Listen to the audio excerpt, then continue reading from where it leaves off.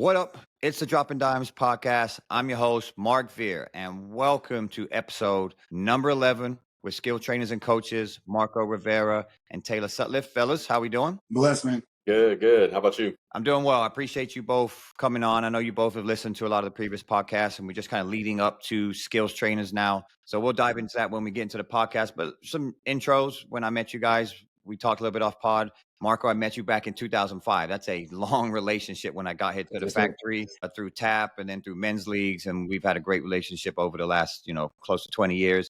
And then Taylor, I met you kind of in my skill training days with Cole and Jamal when he was up here. And we still always joke about who's the best shooter I've ever trained. And it's between you and Cole. I still don't know. Maybe Marco, you can do the tiebreaker. We'll touch on that maybe later in the podcast. But man, Taylor can shoot the leather off it. We know that. And he's up here in our Shoot 360 league, dominating for San Antonio. So I appreciate you putting San Antonio on the map for us there as well. Sir. But let's talk skill development training, right? Marco, I'll start with you. And Taylor, you can touch on the back end. Just tell us about your journey, some mentors, how you got into it, and where you are today in this skills training kind of realm. Yeah. I was very blessed and lucky to be a part of Home Court America back in the day. I want to say it opened up in the summer of, 99, 2000. And I started going there pretty heavily about a year after that. And then got kind of my break there, just doing what they call YBIL leagues, which I'll touch on a little bit later, which I thought was a great introduction into the foundation of basketball. And they would teach small skills and then play simulated games. So through that, I met Coach Walter Kramer, and he kind of took me under his wing at a pretty young age and just kind of shadowing him, being behind him. And then before you know it, I was probably summer going into my junior year, I was coaching 2 select basketball teams under the HCA Hurricanes. And that's kind of how I got my start, my journey in the skills training realm. I never knew that basketball would take me to that realm as long as I've been doing it. But it started there at the foundation of Home Court America and then under Coach Kramer. And then I started next level basketball with Coach Mo Harrison back in about 2007. We kind of broke away from Home Court America. And then, and then went from there and then slowly but surely turned into Unite Basketball. And that's kind of what you see today. Awesome. And Coach Kramer listens to every episode. He hits me up after every one. So I know he's going to be very proud of you. I need both of your help to sway him to get on. This would be very much out of his comfort. Love him. Yes, I'm trying my best to get him on. It may be like a little spot VIP guest, but if anybody knows Coach Kramer, like you said, the godfather of skills training, right? 100%. Yes, sir. So I appreciate you sharing. Taylor, just kind of let us know about your journey and how you got into all this. Yeah, same. Walter he was probably the first, as far as like skills training goes. I played on the club since I was 8 probably, and then started working with him at 10 with a team I was on, and then worked with him from 10 to, through college pretty much. There's other people I worked with here and there, but yeah, that was probably started off doing like on the side stuff at practices, and then working on one-on-one stuff just with him, and then doing groups like with Cole and Ben. I did that throughout college. And then high school, I'd go up to, Sam Houston High School. We were doing that for like 3 or 4 summers in a row. It was always something on top of practice, but I say him, and then obviously train with you guys a little bit here and there. And pretty much whoever else was around like my age, skill set that was similar, that I just try to hop in and get as much work on top of the practicing and team stuff. I started pretty early. I'd say like 9 or 10 was kind of the start of everything with him. Okay. And then so after your playing days, I know you were at Churchill, then Cal Poly, then what started you getting into coaching, and obviously with Unite with Marco, and then also being a skills trainer in the city? Leslie Vorpal. She hit me up and was like, "Hey, Marco, he's looking for coaches. He's got a club program with a lot of teams." And I was like, that would be perfect. So on top of what I was already doing on the side too, we started, what would that be? Almost the 8th year now, at least 7 years. So I was, like graduated at like 23, college at 23, and then started doing that when I was 24. So pretty much right after. And then, hop right into it and haven't looked back, that's for sure. Yeah, and I asked you before how long you've been with Marco, and you said 7 or 8 years. That shows a lot about your relationship. It's hard to keep coaches, or let's be real, stay with the organization and not go start your own one. How many times do we see a coach come in, with a founder of a club and be like, all right, this has been cool. It's been great. You mentored me. I'm out. I'm gonna go do my own thing. So that's pretty cool that you stay with him. So Marco, touch a little bit about Unite, how that came about. I know you heavily a girls program, and then also touch on how important skill development is in your program as well. Yeah. Well, we started the actual Unite brand, I want to say the summer of 2012. We broke away from, I was with Kobe Cantu with the Heat. That's kind of how I got into the girl side of it, was he wanted to start a younger generation of players and had the pipeline, kind of reform from there. So I came in as the coach that would kind of start that younger pipeline. So all I was doing was starting off with younger teams, pretty much from, man, I was taking as young as fifth grade, even though back then there wasn't a lot of fifth grade girls tournament. But that's what I did. And then I broke away from Kobe Cantu or sorry, 2012, and then started Unite Basketball. But as far as the skill aspect of it, it's super important in our program with Unite. We pretty much preached, if you can't, dribble, pass, and shoot, then you're very limited as a basketball player. I would probably say within our practices, man, probably about 60% of it is skill development and 40% of it is team aspects. That, to me, that's how important skill development is, and not getting too much X and O when you have players that can dribble, pass, and shoot. We play a very open spread type offense, read and react type stuff. So skill development is super important to us. So Taylor will tell you every day in practice, we do about 15 to 20 minutes of ball handling. That's a must for us. We teach our post players not to be post players and not be in boxes. And then we teach our point guards same thing. So positionless basketball for the most part. So skill development is huge with us. We take a lot of pride in it. And you can see it on the court because a lot of our players are pretty skilled and can handle their own. Awesome. Yeah. Thanks for sharing that. All right. So let's dive into the first question. Every podcast we've talked about community. And then we've talked about every entity we talked about referees, we've talked about tournament directors we've talked from the AAU coaches, grassroots side. So let's just talk about skills training. And Marco, we'll start with you because you've been doing this a very long time. Where do you feel skills training is today in San Antonio? Yeah, I definitely, I'm going to talk about over the span of probably like 20 years. I've seen the skill development aspect. Like you said, more trainers, more facilities. 20 years ago, there wasn't Mission, there wasn't HCA, there wasn't Gervin. So there's definitely more facilities and more skills trainers. My biggest concern with the skill development is that I feel like sometimes we're missing the baby steps, the important things. And I'll give you a prime example. I feel like now skills trainers are teaching more Euro steps and fancy stuff around the rim when they can't even make consistent 5 left-hand layups in a row. That would probably be my only concern, is I feel like we're not getting the building blocks of the skill developments. And I'll touch back on Home Court America. When they had that league, it was YBIL, Youth Basketball Instructional League. And they did a tremendous job of getting beginners and even intermediate players to buy into the hard fundamentals. We never taught with YBIL. We never taught Euro steps. We never taught fancy footwork, so to speak. We just really drilled in the basics. So I do think skill development is in a better place just because of the resources. But at the same time, all skills trainers out there, don't skip the baby steps. So I hope this next young generation of skills trainers can just put the work in and not skip the baby steps. Yeah, it's a great point. And we'll touch on it later about just kids getting in their bag. I mean, that's what it is, right? Yeah. Like, I'm in my bag. It gets a little gimmicky, but we don't want to be negative, but we'll get to that later. I appreciate you sharing that. I agree with you 100%.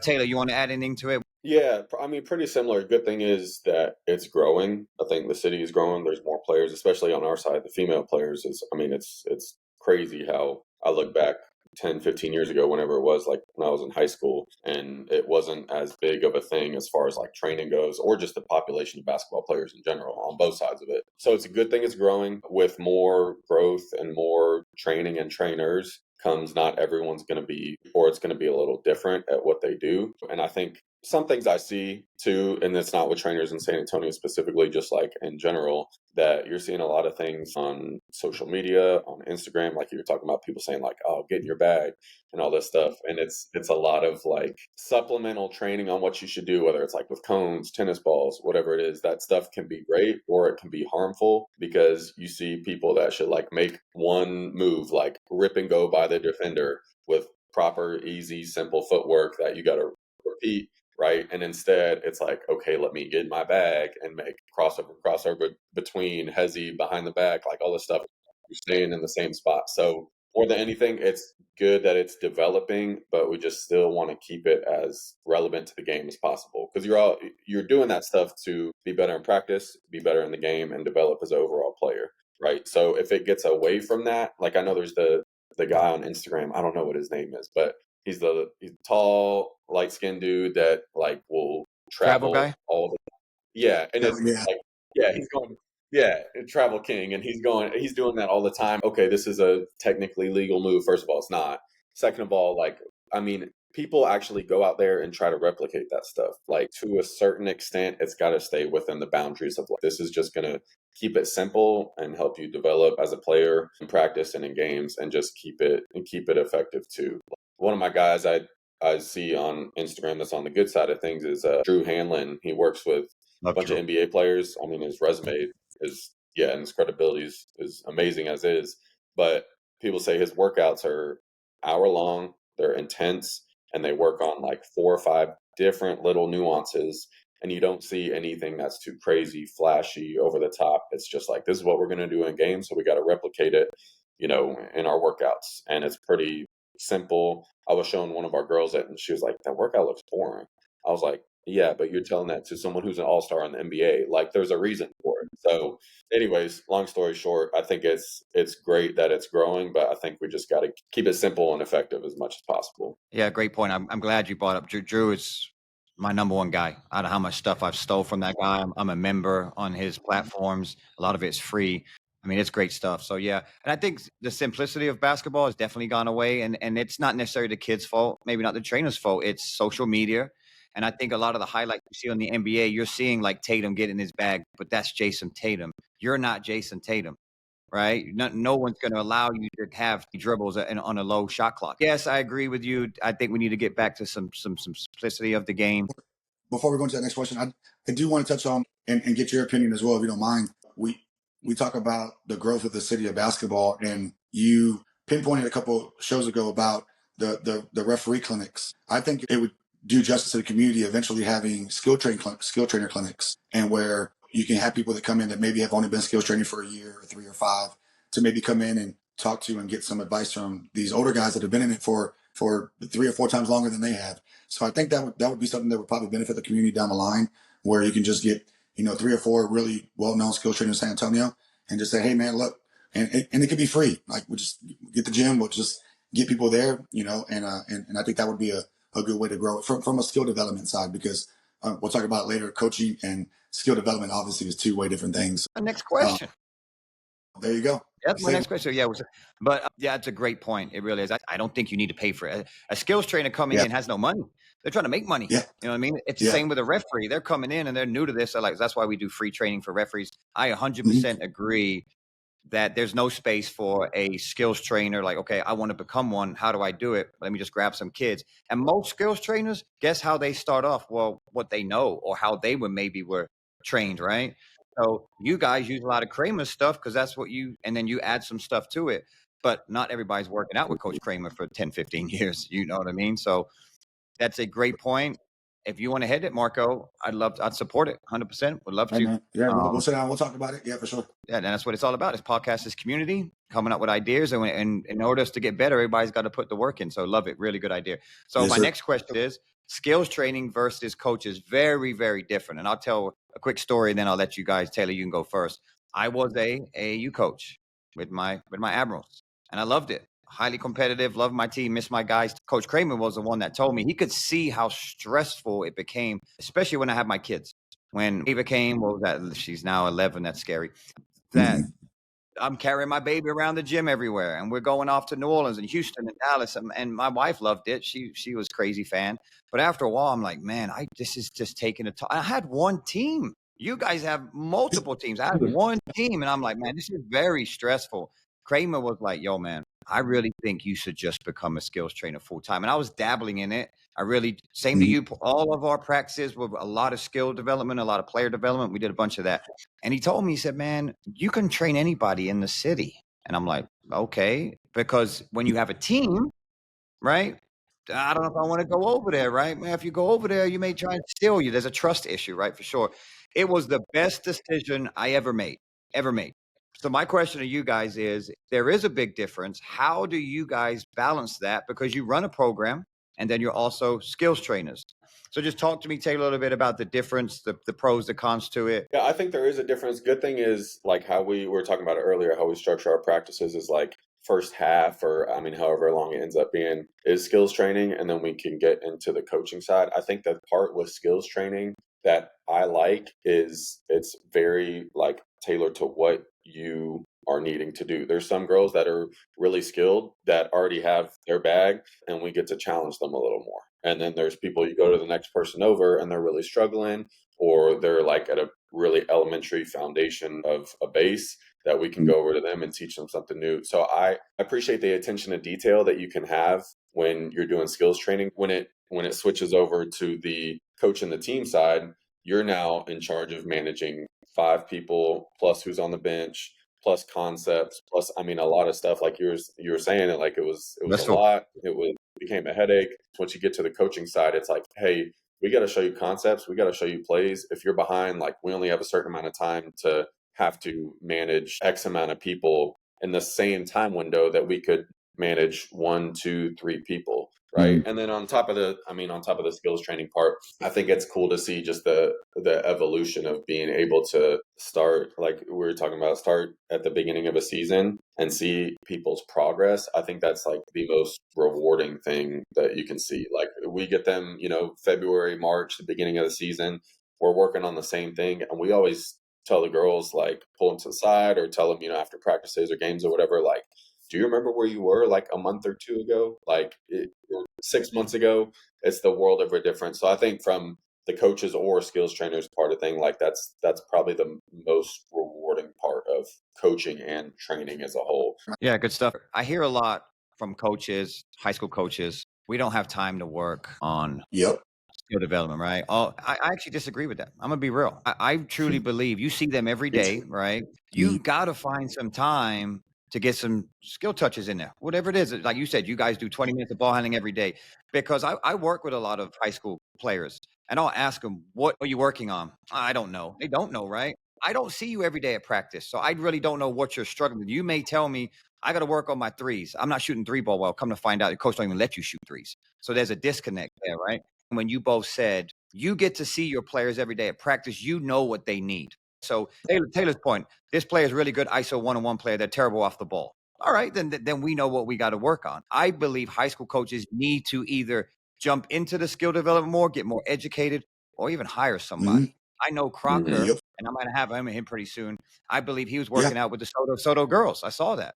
So, I loved it. I was like, yo, I like this because yep. he's out there and I'm sure he has some relationship with the coach. What do you need me to work on? I would love to see more skill trainers involved with the high school coaches because to your point, it's a different position. It's a different job description. You've got to do different things. I think that's where the city can get better. I didn't enter my mind till hearing both of you. The high school coaches need to work more in skill development. And if they not too confident about it, need to go reach out and find people in the city because we've got some really good skill trainers in San Antonio. We really do. We do have a lot, but I Mhm. think we have a lot of good ones. Yeah. Okay, the importance of watching your athletes play. I know Anissa and Booman said it. They said, you're not a good skills trainer if you don't go watch your players play. Lucky for me, I got Huddle. So I'm able to see a lot of kids I train. I can go watch it. I don't have to run around the city and do that.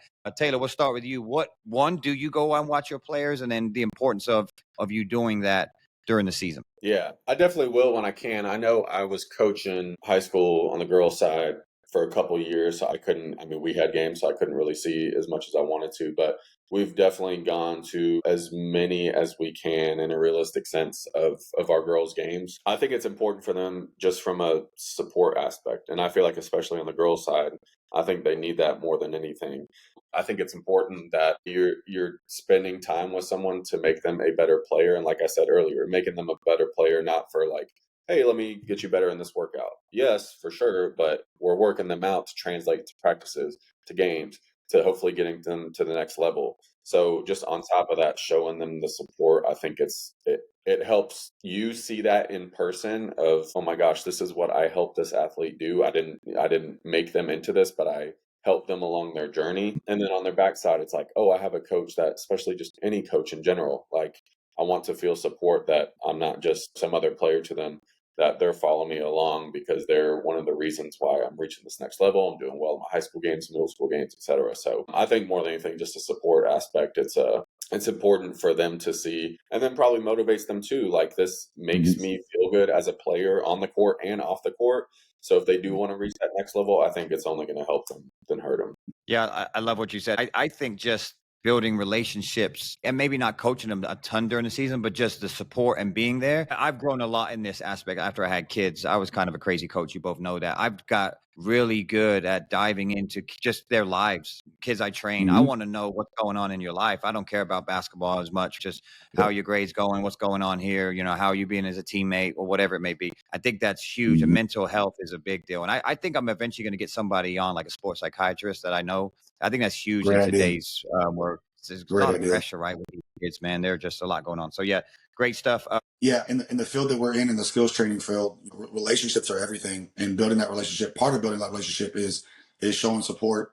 Because if you think about it, they're supporting you as a skills trainer, right? They're supporting you and trusting you. And I think as a skills trainer, the least you can do is show them how much you support them as well by going to the games. And not only that, as a skills trainer, when I go to their games, I just take mental notes. Everybody looks good against cones, but when you got actually bones in front of you, man, so it's a little bit different. So those two aspects, just showing the support, and then also be able to see that player and kind of see what they really need to work on, and then you can tailor a workout. You tailor the workouts better for them because you saw them play in live game action. All right, so let's talk about relationships with high school coaches. Yeah. Boo Man kind of kicked everything off. He feels community's lost in San Antonio because everybody's doing their own thing. We want to have relationships with the high school coaches. So my question to both of you, Marco, you can start is, do you train during the season? And then are you communicating with coaches throughout the season on things that you can just help each other? Yeah, so I'll touch on the high school coaches aspect, and that's something that I personally need to take accountability for, and that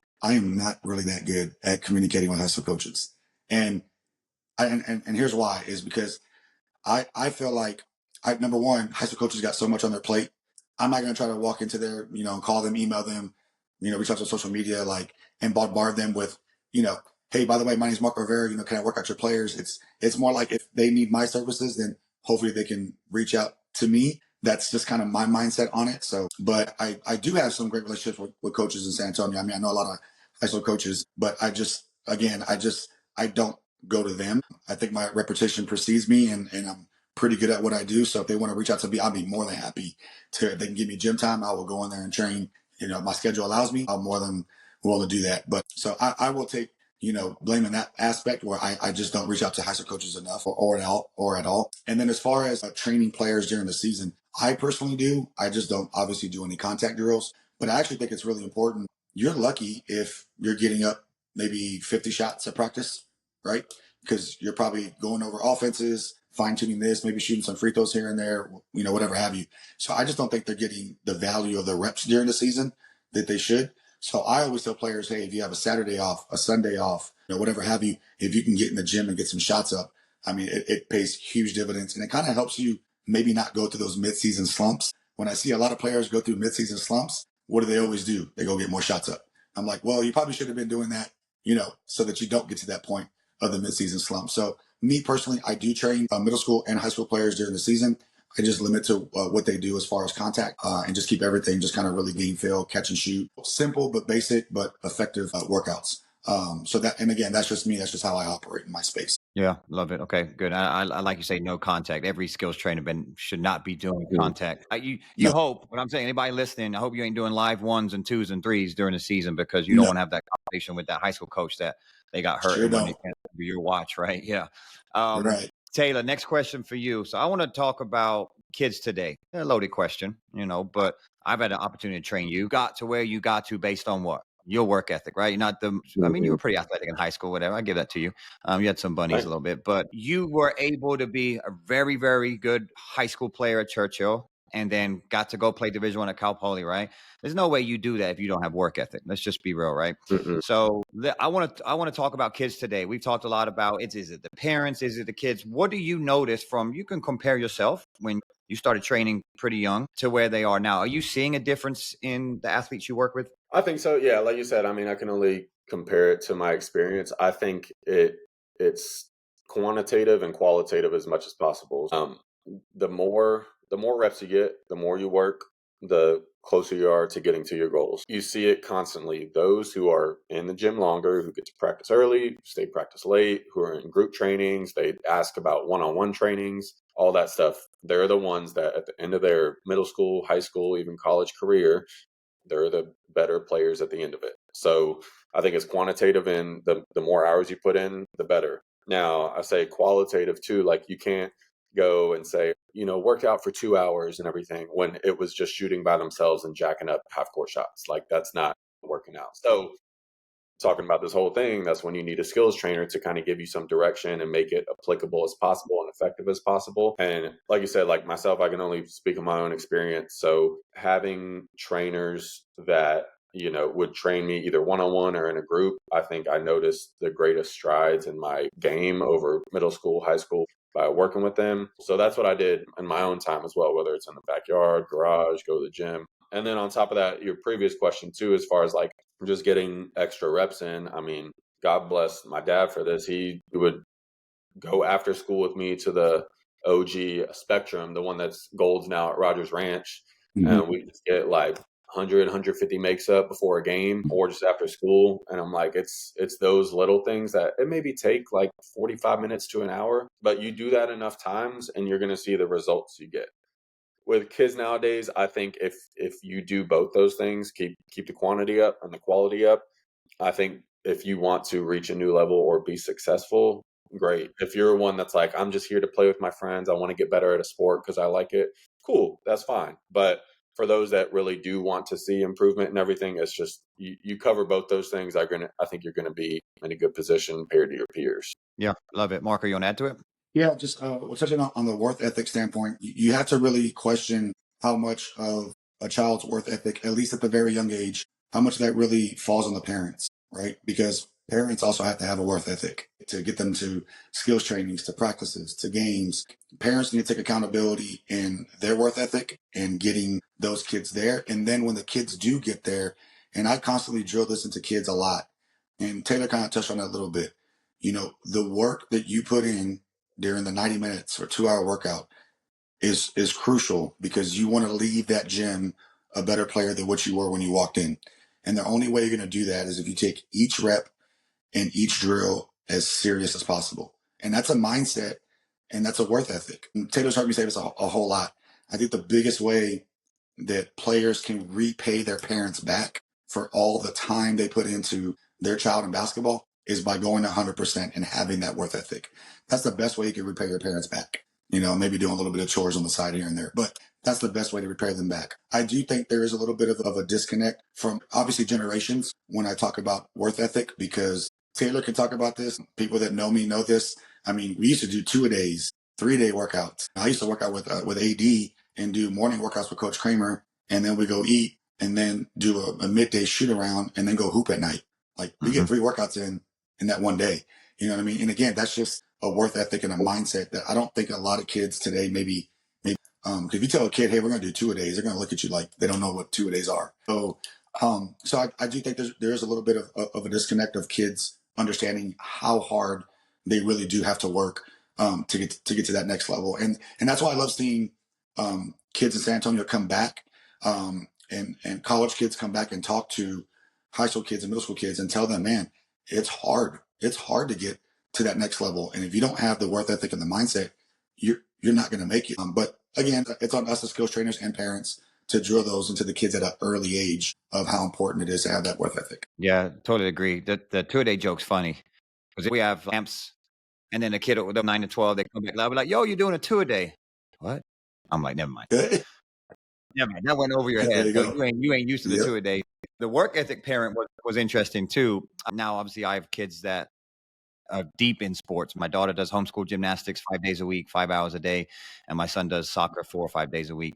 I call myself a low maintenance parent. I am. I don't talk to a lot of people. I go in, I sit there, don't question coaches, playing time. I just sit there. I really respect the craft.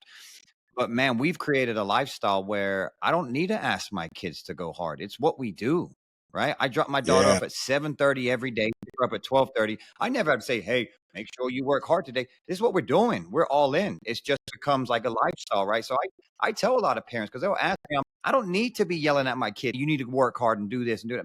This is what we do. And I think both of you said it. Marco, you're doing 3 times a day. Taylor, you're going to get shots up. You just did it. If I asked you why you did that, I don't know. My dad just took me to the gym. It's what I was doing, right? I Second think nature. kids have lost Mhm. that today, man. Right. I think kids have just lost that. I think parents put too much pressure on that. Just create a lifestyle for your kids and then they'll enjoy it and they're just going to do it, right? I think today that's where I think it is. I think the parents and the kids, they have changed. Appreciate you both touching on that because it definitely has changed. Next For sure. question for you guys: skill development versus player development. Very, very different. And I always ask kids this all the camps. What's the difference between skill development and player development? You get the craziest answers, right? So of course, skill development is you working on your individual game, footwork, get in your bag, whatever it may be. And then player development, what are you going to do in short game, 1-on-1, 2-on-2, 3-on-3, whatever you get to, right? Kids need both. I've changed my workouts a ton. I used to just do skill development. I was really worried about doing contact. I don't want kids getting hurt. Years ago, a kid got hurt in a workout. I was like, man, I just shut it down. The last probably 3 years, I've dove back into this. 30 minutes, we're doing whatever the concept, whatever it is. We're doing ball handling, shooting, pick and roll stuff, whatever it is for the week. But man, I love the teaching aspect, the 1-on-1, the 2-on-2, 3-on-3. You can see a kid be really skilled. You put some bones in front of him, boy, Yep. then everything kind of changes, right? So Yep. talk to me about the importance of the balance of both, because I see a lot of trainers in the city work out. I see a lot of cones. I see a lot of those pop-up defenders. And I'm like, okay, all good. I want to see kids how they play, man. And we'll get later on Mhm. to the feel and IQ kind of thing. But Marco, tell me about a typical workout. I know what you guys work out. They're great workouts. Mhm. I want you to educate some people, man. I want some people to take some of your stuff and see if Yep. they can implement into it, and then tell me the importance of skill development and player development and how you kind of structure your workouts on a day-to-day basis. It always starts with ball handling. We talked about it earlier. If you can't handle the ball, you're very limited. You can't create a shot for yourself. More importantly, you can't create a shot for your teammate. The first 5 to 10 minutes is a stationary ball handling workout, and something that Kramer's taught us over the years about cupping and letting the ball spend time in your hand, so you can be a little manipulative with the ball, and that allows you to do different things with your hips and feet. So we do a lot of cupping drills, float drills, where the ball is controlled but away from our body. My workouts, 5 to 10 minutes of cupping and manipulating the basketball. And then we'll go into some light finishes around the rim, whether it's just touch finishes, little floaters, just kind of get the feet moving, hand-eye coordination going. And then we'll push back out. We'll do some shuffle jumpers and get some shots up. And then just depending on the athlete, I'll go into the beef of the workout, whether it's footwork off the catch. And I will tell skills trainers out there and coaches this. To me, there is 3 different aspects of catching the ball, right? You have your inside pivot and your jump stops. But I think one thing that a lot of coaches need to start teaching, and I do with my trainings, is the outside pivot, where they can create that instant space. So I do that a lot in my workouts nowadays. I want players to understand that you can create space off catches. You don't have to create space always off the dribble. And you can create spaces with your movement. We do a lot of off-ball movement type stuff as well in my workouts. So that's typically how my workout is. And then with my pro players, we just focus on range and getting into our bag a little bit more, just depending on the skill level. But to touch on your player development versus skill development, and you touched on it before, I think it's pretty self-explanatory in the sense of you want kids to be skilled, and you have to have that balance of putting bodies in front of them. One thing that I've done, Mark, and I don't know how much of your contact drills are what I call controlled contact. So I do a lot of drills that are contact, but they're a little bit more just controlled, where they're getting hit more on the ground before they explode up. I know some coaches will hit them as they're in the air. I'll contact them on the load, but once they get up in the air, I'll leave them alone. So I do still do contact drills. It's just a little bit more controlled in that sense. But yeah, so that's just the skill aspect. Player development wise, I do think it's very important that, and you touched on it earlier about doing 1-on-1, 2-on-2, 3-on-3. You do a good job of running 3-on-3 or tournaments, and that's a good way of getting those touches, so that you can build those player development situations. I think we've all been there before as skills trainers. Like you said, you could put somebody in front of cones and they look amazing, and then they get in the game and it just doesn't quite transfer over. And for some, it does take some time. Some of it is just, game reps and game feel. But I do think it's super important that you're getting both of those in as far as skill development and player development. And I will say this, when it comes to player development, I put a lot of ownership on players as well, to make sure that, hey, man, anytime you can go, especially my younger ones, maybe not so much my older ones, but the younger ones, hey, if you can get out to the park and play 3-on-3, I don't think enough younger kids go out and just play pickup basketball. They just don't. And that's why I know there's some coaches out there that are having these open run type deals, especially with girls, where they'll just get girls in the gym and have them play open run.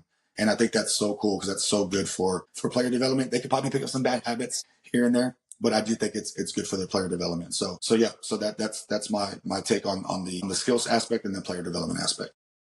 Yeah, I'm glad you touched on the open gym because, yeah, I mean, I see the flyers go out cool, right? But then also, because Anissa talked about this too, what are we doing in those open gyms? Like, I get it. Like, you want kids to do pickup games, whatever, but it can't just be like 1-on-5. I'm in my bag now. It's your turn. Like, we don't want to get to like the All-Star game. That's a Right. disaster. You know what I mean? So yeah, I love the open gyms. We definitely need more, but as long as there's some structure to it, maybe work on some actions, whatever it may be, just but not teaching. I think kids need to go because think about it. A kid gets told every day by their teacher what to do, by their parents, and by a coach.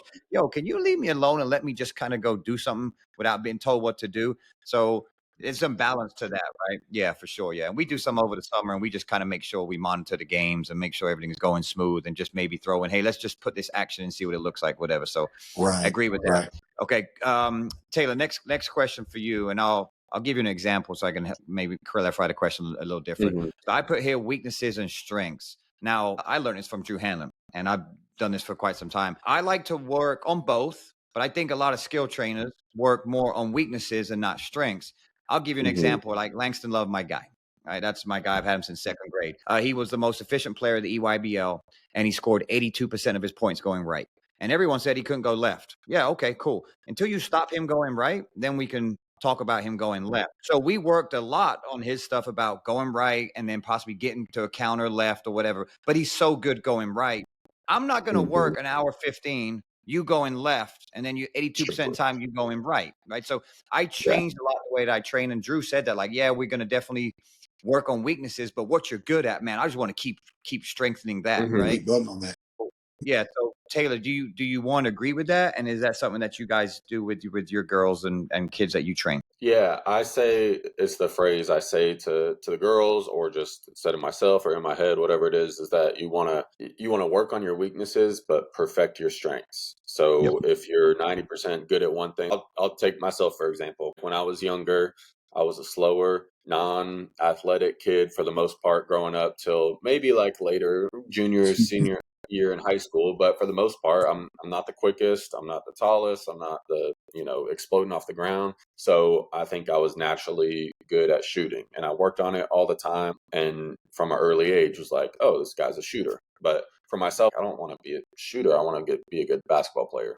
So I worked a lot on ball handling. I think same thing like sophomore, junior, senior year. I really honed in on like ball handling in all my workouts. But that doesn't mean I didn't shoot in any of my workouts because I was already good at it. So I really focused on ball handling, footwork off it, hip swivel stuff off it, all that. But then always in my workouts was still 15, 20 minutes of drill shooting. And then you play in pickup, right? Same thing we were talking about earlier. You don't go play in pickup and it's like, all right, I know I need to work on my ball handling and apply it to the, game like scenarios. That doesn't mean I don't shoot, right? Because, that naturally I'm a good shooter. So you want to still do the thing you're good at and work to perfect it. But obviously you need to recognize your weaknesses and work on those. But it's going to take a lot of work to perfect everything, and no one really can for the most part, right? You're going to get as good as possible, reach your potential, but it'd be crazy to try to perfect both. So as much as possible, I'd be like, okay, let me fine tune my shooting as much as possible and get as many reps as possible while really working on my weaknesses and paying maybe a little more attention to it, right? So that way, as an overall player, still great shooter, and then now a better ball handler than I was before, which takes you from a C plus player to a B plus A minus player. So I think that's what I tell them. I'm like, don't take away from what you're already good at just to go focus on what you're not as good at, right? Still work on that stuff, but supplement it. But at the same time, yeah, you want to work on your weaknesses as much as possible, but don't take away your strengths, because that's the reason why you're here today. That's the reason why you get minutes today. That's the reason why you're a good player. So that's usually how I approach it for the most part. Yep, love it. Marco, you want to add to that? I definitely understand where y'all are coming from for sure. I definitely don't disagree at all. I think for me as a skills trainer, it's definitely obviously a case by case basis. When I get kids at a really young age, I'm like, man, like we got to develop that left hand. Like I did one like 2 months ago. I did a weak hand workout. All we focused on was our weak hand. You know what I mean? So, so again, case by case basis. I think if you're talking about maybe the upper echelon players, for sure. Upper echelon, middle school, high school players, you definitely want them, like Coach Taylor said, to make your strengths even stronger and your weaknesses stronger. But at the lower grassroots level, I definitely think it's important that they're probably working a little bit more of their weaknesses than they are their strengths. And then maybe once those even out a little bit, then you can go from there. But like I said, for me, it's a case by case basis. And I will tell players this, I honestly, and here's another point of why it's important that skills trainers go to basketball games so that you can see what their weaknesses are, like in live game action. And then you can help them, navigate that road a little bit easier. If you want to be a great basketball player, you got to know what your weaknesses are and work on those, and then your strengths, and continue to sharpen those and go from there. Yeah, I appreciate you saying that because you're right. I mean, it's both sides, right? I think as a younger player, you definitely got to work on both, but then find what your strength is, right? At some point, you're going to figure out if I'm a really good shooter, if I'm a good driver, I'm good Right. at a pick and roll, I'm a spot and catch guy, I'm a slasher, I'm a rebounder, whatever. Find what you're good at. And I think so many kids are just trying to be good at everything. It's not going to happen, man. You know what I mean? It's only one basketball, right? Yeah. You guys can both shoot the ball. When I play with both of you, guess what I'm doing? I'm finding you guys the ball. If I'm open and you're open, the ball is going to you way before me, right? It just is what it is. It's just fact. So I was a good passer. That was what I was good at. You guys are good shooters. That's what you're good at, right? So yeah, I appreciate you both touching that. All right, last question for you, Taylor, and then we're diving into Q&A, right? And you kind of touched on it, but parents and kids want immediate success, right? So they may come to one of us or any skills trainer, and they're expecting a lot out of one workout. And what they don't quite understand is, and here's how I've looked at it. I picked up golf in COVID, right? I paid for 52 lessons. Well, I give a shout out to my wife. She bought it for me for a gift, right? That is, I guess my game was that bad. I needed help. So that's one a week, right? For a year. I'm invested. I was invested. So invested that I hurt my elbow and had to have surgery. That's how much I was practicing, right? Like I went too much, man. Too much, Hard man. work. Yeah, it was. I was in, man. You were I was using in. muscles. You were using muscles you weren't used to using. Never So it used it was. before, man. I was all in, man. I was in the trenches at Golf Tech every day, slamming balls in those little bays, right? But there's an investment. And I remember my first 8 lessons. I'm literally chipping into this little bay for 8 weeks. I'm like, what am I paying for? But my coach was so good about explaining, look, I've got a plan for you over 52 weeks. Don't you worry about it, right? Do you know how good my short game is? That's the best thing about my game, right? When I play, like, hey, Veer's got some hands, man. That's all I did, man. My short game was on point because that's what I really focused on. And I tell parents about that a lot. You just can't, in one workout, expect to be going to step back threes in your bag, right? You got to have a plan for every kid. And sometimes the workouts have to be very dummy down and boring because as skill trainers, we want to help you long term. I don't want to have a kid come to me one time and be like, all right, see you. That was fun. No, I want to really see the development over years. So Taylor, talk about that. Do y'all have plans when you have a kid come in? Are you talking long-term, short-term goals and things like that? And just funny, guess who just texted me right now? I'm going to do it. Shout out, Coach Kramer. I don't know what he wanted, but he was thinking about us. He just sent me a text. Yeah. So, but Taylor, go ahead. Yes.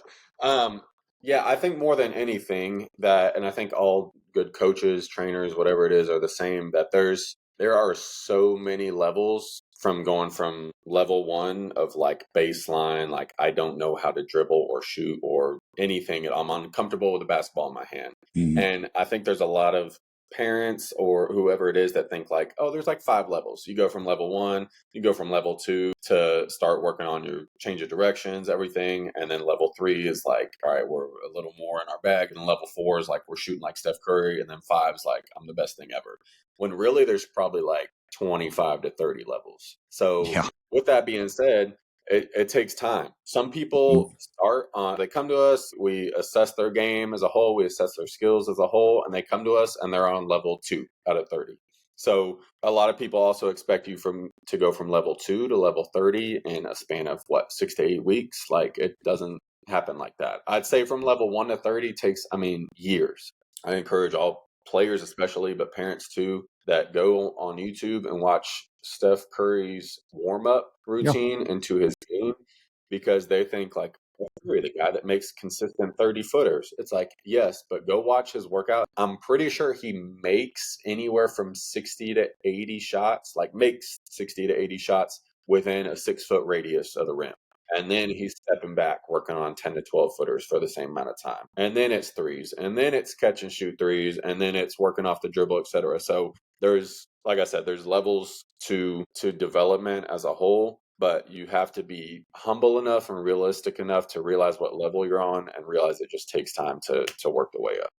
Yeah, I appreciate adding that. It's funny. Steph Curry has definitely killed youth basketball, not in a bad way, because they don't, to your point, they don't see all that. They just see him shooting logo threes. To the And I game. remember when, Yeah. yeah, and we put the NBA 3-point line. We have the high school, college, and NBA. Man, kids love that NBA 3-point line. The high school's black. The college Yeah, is like, it's grayed out. Oh, they see that grayed yeah, out like no other, man. I'm like, yo, I immediately go to that NBA 3-point line. That NBA 3-point line is far. That is it's far. far. That, Mhm. yeah, It's far. that's in y'all's range, not in my range. Yeah. Yeah, Taylor, great stuff. I appreciate it. All right, let's go Q&As. I'll do one each. All right. So the first one for you, Marco, is I put this on, I think, my original video when I started the page. Phil versus IQ. In my opinion, two very different things. Phil and IQ. Can you teach one? Can you teach you both? How would you answer that? Yeah, so I'll just talk about the feel versus IQ first. So to me, feel is like having a sixth sense in basketball. Like, oh, there's a wolf behind you, right? Again, it's just a sixth sense. I don't think you can teach that. I I think agree. that just comes with lots of playing and being put in those situations. That's my opinion on the feel. Now, the IQ standpoint is, I think this gets on a lot of coaches' nerves when guards make chest passes when they're supposed to make bounce passes, right? Like simple stuff like that. Like that's IQ stuff, right? Or swing, because I know that corner person's open. I know when I catch the ball, that person's already open, and I just got to catch it and swing it. And I tell players this all the time. Sometimes the best play in basketball is just the catch and swing. That's it. Just catch and swing it. And that's an IQ type aspect of the game. So they are totally different. I think you can train IQ if you just put them in drills in those situations where they have to use their basketball mind. The feel aspect, I think that just comes with, like I said, just playing lots of basketball and understanding kind of where everybody's at and where your body's at. I think that just comes with more playing time. So it definitely is two different aspects. Feel versus IQ, totally two different things. 100%. Thank you. I 100% agree with everything you said. I got a little heat for that, You're Uncle welcome. Gwen. Whatever. You're welcome. I'm with you, my man. So Yeah, I I got I you. agree. Everything you said. The feel for me is I've been fortunate enough to work with so many NBA players or their coaches' kids or just coaches' kids. Man, they just do stuff. I'm like, what? That you can't teach that. They've just Can't either teach that. seen it. It just is ingrained in them, right? It's just like you said, the sixth sense. I 100% agree. Backing off that because you said you used the word watch. Taylor can attest to this because I chew my girls out all the time about their lack of watching basketball. But I watched a lot of basketball. So I think there needs to be like, it would be cool to have like WNBA watch parties where all the programs just get together and be like, hey, we're going to meet at this location. I don't care what team you're affiliated with. Just come out and watch a WNBA game with a whole bunch of players that love the game of basketball. So women out there, man, start watching some more basketball.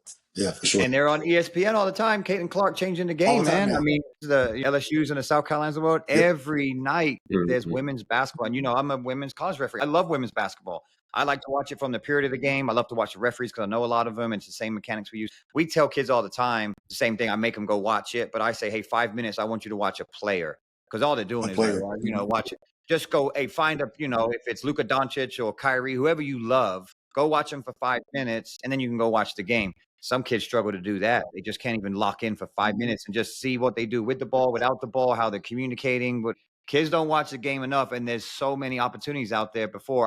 There weren't that many games when we were growing up, but I make sure there was this game on. I didn't care who it was. I'm watching that. I'm watching that basketball game. Yep.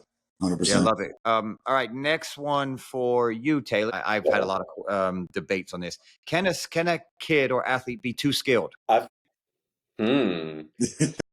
I think the only case is what we were talking about earlier, where they work on so much skill, which is never a bad thing. But then when they apply it to games, like we were talking about the bones versus cones, like when they're in front of a cone and they get into like 4 changes of direction, right? And they're sitting there, they're 2 hezzies later, they're 4 changes of directions later, and they like pull up and shoot or whatever it is when the right move should have been like a rocker and go or just rip and go, whatever it is. That's the only time I can see that. And I think for trainers, for us, we have to do the job of telling them like, hey, you're doing these moves, these 6, 7 moves at one cone, whatever it is, but it's only for repetition purposes. It's having the ball spend as much time in your hands as possible. That's not the part where you take it and you see a defender in front of you and you're like, well, let me do these 7 moves that I did there. It's not that they're too skilled. So I'd say no, you can't be too skilled, but you just got to know the difference of when you work on the skill and just the training aspect, which parts of that apply to the game to make your game as like we said, like simple but effective as possible. So I don't think you can be too skilled, but at the same time, you just have to use that skill in appropriate situations. Yeah, no, I like that answer. The way it came up is I don't know if you guys remember Monica Gibbs played at UTSA. Mhm. Right? So I bumped into her the other day. She was inducted to the Hall of Fame. So if you're listening, congrats. So I haven't seen her in a long time. I used to be the practice player and I used to guard her full court, get elbowed in the throat. We were kind of joking about all that. She was tough, man. I mean, that girl was tough. She was able to hang out with the practice and do all that. She said, Mark, these kids are so skilled. Man, I watched them and they've got these 6'3" girls shooting threes, doing step backs, handling the ball. She goes, we didn't have that, 15, 20 years ago. I'm looking forward to seeing them play. Well, Yeah. okay. And that was like, I'd take my squad over them any day. That's what, how Monica is. She's so competitive, right? I was like, oh, okay. She goes, these kids are too skilled. They're way too skilled. And I was like, that's interesting. That's at a Division I level. I wanted to bring that to you, just some context behind it. I'm not saying she's right or wrong, but it was interesting to hear that from us, that kind of caliber player. Let me ask you this question: Do you think some of those players lack that grit because they're so skilled? Oh, 100%. 100%. Yeah. Yeah. I feel like some of those players you're talking about, they probably had to be gritty because maybe they weren't as skilled. You know what I mean? I think grit and energy and effort, that's a skill. Agreed. To me, that's a skill. It is. I definitely understand where she's coming from, but I do think just the game has changed as well, right? Especially, you can see it in men's, you can see it in women's. It's just the skill sets are just so much more higher than they were. And particularly in people who, don't look like they should be shooting threes, right? 6'3" girl, 10, 15, like you said, 10, 15 years ago wasn't shooting threes. So I think some of that lack of grit and some of that stuff is because players are so skilled. That's a great point. Next question for you. What's the most important skill today and why? I'm gonna take a page out of Draymond Green. I think communication. Communication, I think, is a undervalued skill in basketball, and I say that because if you look at the teams that are most successful, are the ones that just communicate the most, and on offense as well. We preach this all the time with our teams, like, hey, like we want you to communicate on defense, but you can also communicate on offense. I mean, if you watch WNBA or NBA broadcasts and they have them mic'd up, you could actually hear the ball handler like, hey, come get the DHL, like, hey, me and you right here. They're actually talking through some actions at times. I think the best skill you can have that's probably underrated is the communication aspect, because I think players are, if they're serious about basketball, they can rep out shooting jump shot, ball handling, footwork. Those are stuff they can rep out. You can't rep out communicating unless you actually do it on the court or in drills. So I think because you don't get enough of the communication reps, that if you are able to kind of master that at a very young age, I always say be the loudest person on the court. Even if you're not a part of the play, right? If I'm not a part of the pick and roll, if I'm in the corner, I'm like, hey, screen coming. I don't know the coverage, but that's the big deal, the coverage. But I can at least let them know the screen's coming. So I really think it's just communication, which is an underrated skill. Yeah, I didn't think you were going to go there. I thought you were going to say shooting. I mean, most people would That was say my shooting. second one. Yeah, but I do like that. Rufus talked about it in regards to referees, and I can tell you from what coaches, it's communications number one. How they communicate, they don't communicate, and then Rufus made a funny point, like if they could text it. If they could text it to the coach, they'll get their point across. I think it's similar with kids today, man. They can text all day and communicate, but man, you get them in front of an adult, get them in front of a coach. I mean, I've even seen my daughter texts her friends, and in person, they don't even talk to each other. I'm like, y'all would just text him for hours, and then you're like, quiet. I said, what is going on with this generation, man? I like that answer. I didn't think you were going to go there, but just hearing you say that, yeah, man, kids just don't communicate very well today. Yeah, that's great. It's great stuff. Last question for you, and we'll close out, Marco. When does training become a priority over games? Ooh, that's a good question, man. When you sent us a list of questions, that was the one I was Waiting kind for of you to looking answer. forward to. Yep. Yeah. Oh man, I would say it would probably be a feeling based, where if a player is struggling, during the season or during the select season. I'll just take select season as an example, where I think a player needs to understand if they're in a so-called slump. I think it's more valuable to get more reps versus playing. If they're in a good feel and a good rhythm, then get, try to get as much games as possible. I know right now I use Leslie Vorpahl as an example. A lot of y'all knows Leslie. We were supposed to work out on Tuesday, and she said, "Hey, well, the coach from St. Mary's called me and said a group of girls from overseas want to scrimmage against St. Mary's University." I said, "Girl, go get that game fill in. Like, you need that before you go play in your season. Instead of just coming and getting shots up and getting a workout in, I think you need more of that game fill." Anyway, so she went and played. So just to use her example, I think at that particular moment in time, because she hadn't played 5-on-5 for so long, I was like, "Hey, you put in a lot of individual work. Go get some game fill in." So I think it's just a case by case basis. If you feel like your child is struggling, maybe just put in more time on the skill aspect and getting shots up and ball handling. And then if they're in the groove, then you get them as much games as possible. Get some 3-on-3 tournaments with Mark Rivera at the factory. All that good stuff. Try to get those game fill reps in as much as possible. But it's a good question. I think it just depends on the child themselves and kind of what they're going through at that time in their journey. Yeah, I love it. Thanks for answering all those. One thing that came to mind, and Coach Kramer, he's texting me. He's very proud of both of you, by the way, and was talking about tailor your parents and your support system. It's just, the guy's the most positive guy ever, man. If you're ever having a bad day, you just gotta just talk to Coach Kramer. To Coach But Kramer. what came to mind, yeah, he talked a lot about kids need skill development. They also need games and exposure, and they need strength conditioning. At some point in their career, they're going to need all three of those, right? But if you're a 7, 8-year-old, you don't need strength conditioning, maybe some speed camps, whatever, but not really, right? You're going to need more of what? Skill development. And then you're going to be, the next thing would be games and exposure. And that just always starts to shift, right? I think you'd say like 8th grade, freshman year, let's start incorporating some strength and conditioning into you in the off season. Mhm. And then during the season, obviously you're going to be doing more games. So yeah, I mean, I just think parents need a plan, right? And who helps with that? Skill trainers help with that. AAU coaches, high school. If everybody can work together, because everybody's important, man, work together with the athlete, have a plan, what's the best interest for the kid. And again, I've said this on every podcast. It's such a simple message, man, but egos and everybody doing their own thing. I wouldn't even have to have this podcast if we were doing it, but that's where we're at, right? So I appreciate you both coming on. It's been really good to listen to both of you.